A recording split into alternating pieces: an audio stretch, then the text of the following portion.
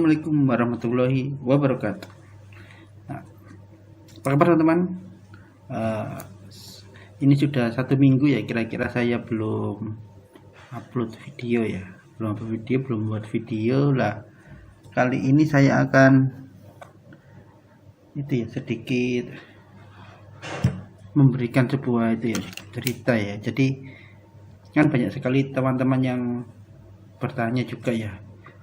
Ketika saya menjawab lah, itu ada yang bilang sampean belum merasakan apa yang saya rasakan, kan banyak yang bilang gitu. Sampean tidak tahu ya, atau mungkin belum tahu yang saya alami dan lain sebagainya lah. Sebenarnya kan sakit kita kan mayoritas kan sama ya. Jadi sakit yang dikarenakan karena asam lambung ya, sakit yang mungkin membuat kita itu sering panik, sering takut. Jadi banyak hal yang dikeluh kesahkan kepada kita semua. Nah, yang membuat kita itu semakin bingung, semakin resah dan gelisah lah, bahasanya seperti itu ya. Nah, bagi teman-teman yang ketika saya menjawab, ketika saya bercerita dan lain sebagainya, kan banyak yang membandingkan dengan dirinya dan merasa bahwa dirinya itu lebih berat lah keadaannya daripada kondisi yang saya alami, kan seperti itu. Nah, sebagai ilustrasi aja ya, jadi dulu pada waktu saya terkena asam lambung awal-awal itu juga mempunyai masalah yang sama. Yang pertama itu yang paling mendasar itu adalah ketakutan. Jadi seberapa sih takutnya saya pada waktu mengalami hal tersebut? Bayangkan saja ya, saya ke dokter itu bisa 3 hari sekali ya, ke dokter umum itu bisa 3 hari sekali. Semuanya menjawab ya sini hanya masalah asam lambung, hanya masalah psikologis. Kalau tidak percaya ya sampean bisa di USG lambungnya. Terus tadi saya salah sakit, saya merasa punya penyakit jantung. Ya sudah, jadi itu lupa saya bahasanya, dari rekam jantung lah. Dia rekam jantungnya seperti apa. Terus habis itu ternyata lambung saya hanya membesar, gasnya banyak lah, bahasanya seperti itu ya. Yang kedua, jantung saya juga normal, tetapi sini saya sakit dan sebagainya. Pada waktu itu memang agak nyeri ya sini. Waktu saya pada waktu benar-benar nyeri. Nah, terus ternyata direkam jantung juga nggak ada masalah. Terus yang ketiga itu adalah larinya ke paru-paru. Sini saya sakit kan ya pada waktu itu, mana sebelah sini, ya sini. Ya udah, ke dokter bilang ya itu loh, di foto torak loh gitu. Tak foto torak dia pada waktu itu. Nah, memang ada kelenjarnya sedang bekerja ya, kelenjar getah beningnya di paru-paru juga sedang bekerja. Terus saya kan panik. Saya ke dokter paru, spesialis paru-paru, juga jawabannya ya sama. Malah ini cuma masalah asam lambung gitu. Nanti kalau asam lambungnya normal, nanti hilusnya juga normal. Bahasa seperti itu ya. Bentar ya, saya minum teh dulu. Jadi seperti itu ya. Jadi seberapa sih tingkat ketakutan saya pada waktu mengalami hal tersebut? Yaitu ya sangat besar sekali. Saya pada waktu itu selalu berpikiran, penyakit saya sangat serius dan lain sebagainya, kan seperti itu. Terus keluar rumah itu tak berani. Mau keluar rumah itu males. Mending di rumah saja, lebih aman.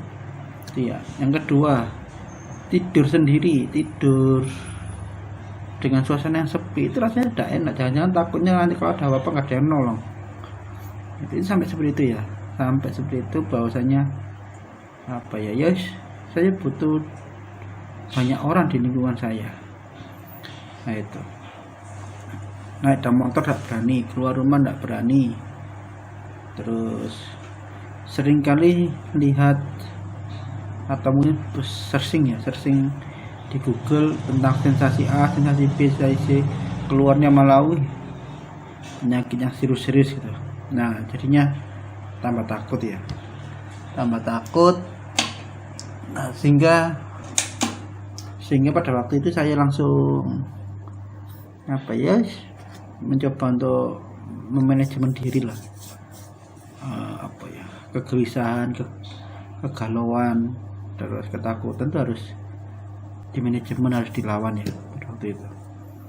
Nah, itu yang pertama. Jadi saya itu sampai ke dokter itu 3 hari sekali, mintanya ke dokter spesialis, sering nge-lab, kada apa-apa pengen nge-lab dewe. Bayangkan apa enggak gila sih. Pada waktu itu juga istri juga sedang hamil ya berarti. Nah itu ya. Terus keluar rumah enggak berani, keluar rumah dikit langsung rasanya sudah berpergian beberapa hari itu, jarak berapa kilo seperti ratusan kilo. Nah itu ya, jadi rasanya tuh ya selalu dihantui oleh kecemasan kita itu ya. Terus habis itu ya makan juga bingung ya, makan kayak gini, perut sakit, demam, terus feses warnanya hitam dan lain sebagainya ya, feses cair, bingung lah. Nah itu, jadi benar-benar pada waktu itu adalah ketakutan itu benar-benar menghantui ya pada waktu itu ya. Saya benar-benar cemas, sensasi banyak bermunculan, sampai bingung, pengen dokter terus, pengen ke dokter terus, tidak mau keluar rumah. Seringnya adalah searching ke Google, dan endingnya tambah memperparah psikologis kita. Nah sehingga pada waktu itu benar-benar yang harus dihadapi adalah kecemasan itu perlu dihilangkan terlebih dahulu. Itu yang berat ya. Jadi bagaimana tubuh kita itu, pikiran kita itu benar-benar hilang dari cemas. Perlawanannya itu perangnya itu begitu sengit ya. Kan pada waktu saya sering Google, keluar seperti itu mesti rasa takut dan keluar. Terus ada orang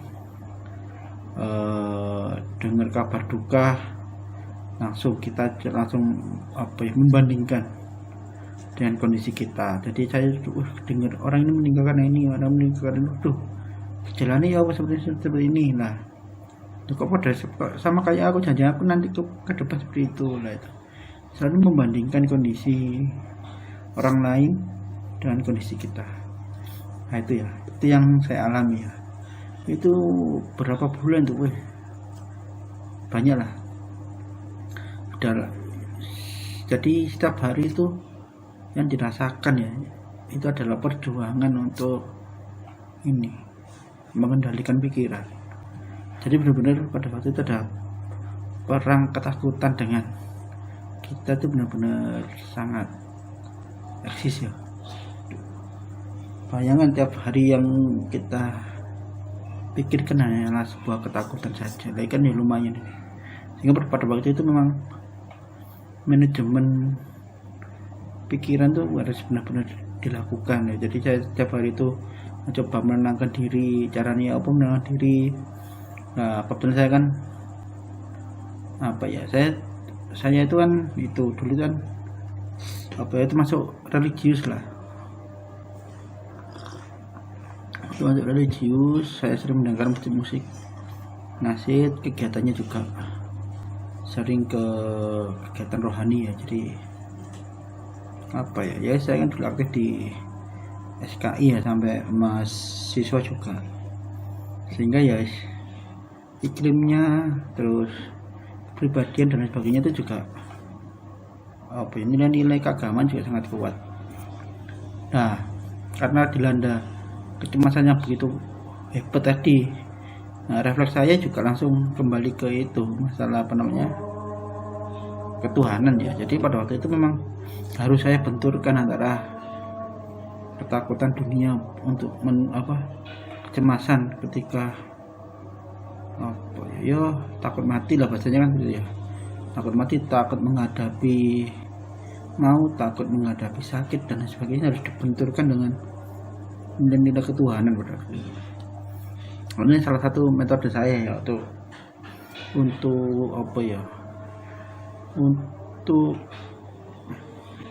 melawan kecemasan dan ketakutan. Jadi ya benar-benar pada waktu itu saya harus, ketika ketakutan melanda, saya lebih banyak mendengarkan ceramah agama, saya lebih mendengarkan lagu-lagu nasyid lah, lagu-lagu keagamaan yang bisa itu membuat kita itu ingat terhadap janji-janji Tuhan ya, ingat kepada kebahagiaan surga, ingat kepada hari akhir, ingat kepada pasca kematian itu seperti apa ya. Jadi seperti itu. Jadi memang pada waktu itu saya harus benar-benar menata diri ya, menata pikiran saya bahwasanya dunia itu memang dunia itu hanya sementara, sehingga ke depan yang kekal itu adalah di akhirat kan, seperti itu. Ini harus saya tanamkan betul-betul ya, soalnya ketakutan yang melanda sangat kuat, sehingga harus berpikirnya bukan duniawi lagi, berpikirnya itu harus keakhiratan pada waktu itu. Jadi seperti itu ya. Jadi saya memanajemen pikiran saya bahwasanya hidup itu hanya sementara, kebahagiaannya kekal dan di akhirat. Nah ini harus ditanamkan pada waktu itu. Hanya kenapa kalau saya merasa kebahagiaan dunia itu yang paling besar, dan nanti ketakutannya adalah ketika kita sakit, ketika saya sulit lah untuk meninggalkan dunia pada waktu itu, sehingga pikiran menjadi tidak tenang tambahan. Nah, pikiran tidak tenang gara-gara itu tadi kan ya, sebabnya adalah kita takut menghadapi maut ya, pada waktu menghadapi sakit, menghadapi dan sebagainya, itu kan sumbernya kan adalah keduniaan itu tadi. Sehingga pada waktu itu saya menata diri harus berpikir tentang keakhiratan. Nah, ini adalah metode yang paling tepat ya pada waktu saya rasakan ya. Ketika kecemasan melanda, ketika banyak ketakutan muncul lah, itu langsung saya benturkan ke ini ya, orientasi akhirat tadi. Nah langsung itu ketika kecemasan muncul, saya langsung menyendiri, saya berpikir seperti itu, endingnya ya hilang kecemasannya. Ketika kecemasannya muncul lagi ya saya gitukan lagi. Metodenya bisa banyak ya, biar dengan cara sholat, terus kita merenung ya, dengan cara menyendiri terus merenung, terus dengan cara mendengarkan lantunan ayat Al-Quran kan sebagai pengingat kita ya. Terus kalau yang agama non muslim mungkin mempunyai metodenya masing-masing ya, dalam rangka untuk mendekatkan diri kepada Tuhan yang Maha Esa ya. Kalau saya muslim, sehingga saya mencoba untuk sharing lah bagaimana sih metode saya dalam rangka untuk menyiasati dan melawan ketakutan tadi. Jadi seperti itu ya. Jadi metodenya dapat banyak, tapi yang paling krusial memang masalah ketakutan ya. Sehingga ketika saya terkena asam lambung, penyakit GERD, yang paling penting adalah manajemen pikiran. Terus ya apa diri kita tuh benar-benar bisa melawan ketakutan. Nah ini kunci utama selain dari pola makan ya, pola tidur, yang paling utama itu adalah ketakutan kita. Nah itu ya. Jadi kalau ada teman-teman yang bilang sampean tidak pernah merasakan apa yang saya rasakan, sampean gak ngerti sih ketakutanku seberapa dan lain sebagainya lah. Saya jawab, saya dulu ya benar-benar takut ya. Ketakutan sih melanda seluruh penderita GERD dan anxiety seperti itu ya. Nah, terus solusinya gimana ya? Solusi itu tadi ya, gimana ketika kita dilanda ketakutan itu kita bisa mengantisipasinya ya, bisa mengalihkan dengan kebahagiaan dan sebagainya tadi. Kalau metode saya dengan cara saya berpikir tentang keakhiratan ya, itu menurut saya yang paling pas ya. Kita takut di dunia, kita kehilangan banyak hal yang membahagiakan, maka kunci jawabannya menurut saya ya itu adalah kita bandingkan dengan kebahagiaan di akhirat. Nah itu sih ya, itu metode saya dalam rangka untuk mengatasi ketakutan. Nah terus gimana kita ketika sensasi itu muncul ya, saya mencoba untuk itu ya, tetap ketakutan dilawan, pola pikirnya dibenahi, kita jaga pola makan, kita jaga pola tidur ya, olahraga juga. Nah ini saya coba itu melakukan hal tersebut ya. Terus juga dulu saya juga sering minum itu ya, buat jamu minum air hangat dan sebagainya itu. Nah sampai sekarang juga, kalau jamu sekarang sudah jarang ya, terus saya selalu minum air hangat. Dan sekarang sekarang saya minum kopi tambahan. Nah itu minum kopi soalnya banyak kerjaan jadi bingung ya, banyak hal yang harus dipikirkan ya. Nah itu ya, selain pola pikir ya, tetap